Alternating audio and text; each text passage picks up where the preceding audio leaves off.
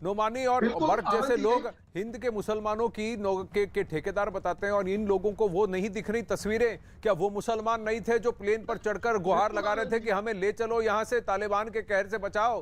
तालिबान खुद इस्लाम को बदनाम कह रहा है। एक अफगान युवा आज यहां हमारे शो में ये कहकर गया है। बिल्कुल आनंद जी, आपने जो शुरुआत की अपने शो की, उसमें अफगानी नागरिक किस तरीके से अपनी व्यथा को बता रहा है।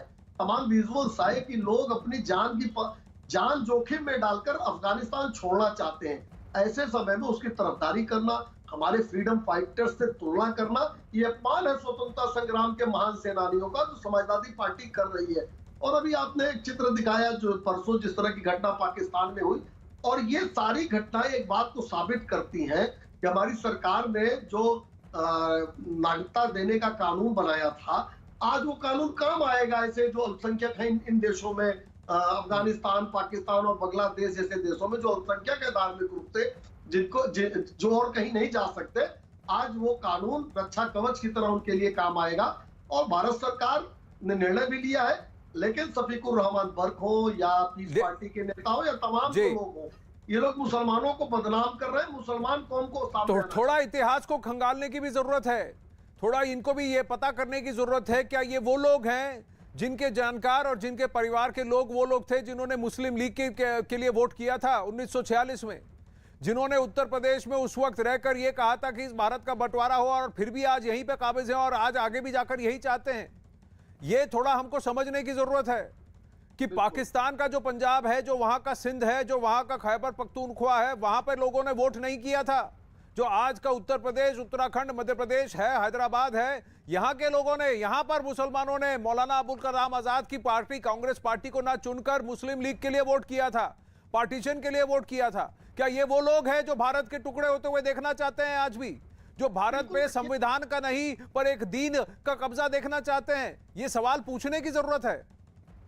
देखिए, बिल्कुल आपने कई सवाल वैलिड सवाल उठाए हैं, और देश में कई तरह के इस तरह के ग्रुप सक्रिय हैं जो टुकड़े टुकड़े गैंग कह सकते हैं, तमाम एवार्ड वापसी गैंग के लोग हैं, मोमबत्ती गैंग के लोग हैं जो इस तरह के अभियान चलाते हैं। लेकिन अफगानिस्तान में जो हो रहा है, अभी इजराइल और फिलिस्तीन का झगड़ा होगा तब तो इनके पास पूरा भूगोल की जानकारी हो जाएगी, वहां के इतिहास की जानकारी हो जाएगी, वहां हो रहे अत्याचार की जानकारी हो जाएगी। लेकिन यहीं से बगल में सटे अफगानिस्तान में जो हो रहा है उसके लिए इनके पास शब्द तक नहीं है।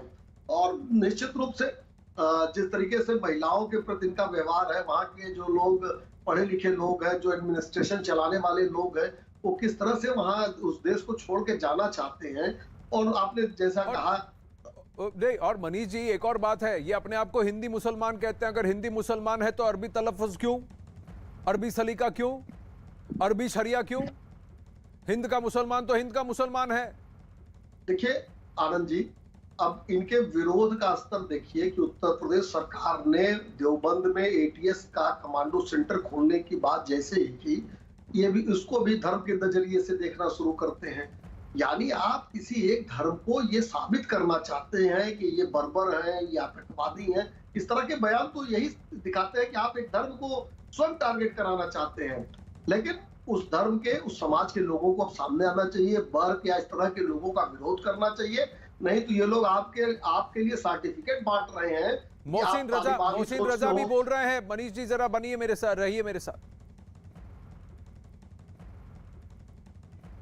और आतंक की विचारधारा समाजवादी पार्टी, कांग्रेस, बहुजन समाज पार्टी, ये साफ नजर आ गया, क्योंकि जिस तरह के बयान तालिबानियों को लेकर आए हैं, तालिबान के आतंक को लेकर आए हैं, जिस तरह से तालिबान अफगानिस्तान में जुल्म कर रहा है महिलाओं पर, बच्चों पर, वहां के आम जन पर, इसको लेकर पूरा विश्व चिंतित है कि आज मानवता को यह देखना पड़ रहा है, ये दिन आ गया है कि तलवार और गोली और बम के नाते आप कहीं पर भी आतंक करके सत्ता हासिल करेंगे। तो ये विचारधारा समाजवादी पार्टी की हो सकती है, ये विचारधारा कांग्रेस की हो सकती है, लेकिन भारतीय जनता पार्टी अखंड भारत की विचारधारा की सरकार और 130 करोड़ जनता के हितों की सरकार चलाने वाली विचारधारा है हमारी। इसलिए हमने जब भी कोई प्रश्न उठाए हैं, उस प्रश्नों के ऊपर सवाल उठाती है अनर्गल, वो कांग्रेस हो, सपा हो, चाहे हमारी सेना पर सवाल उठाने की बात अगर आती है तो सेना पर सवाल उठाते हैं कांग्रेस के सांसद, और अगर हमारे यहाँ उनकी सरकार समाजवादी की आती है उत्तर प्रदेश में, तो आतंकियों से मुकदमे हटाने की बात समाजवादी पार्टी की सरकार करती है,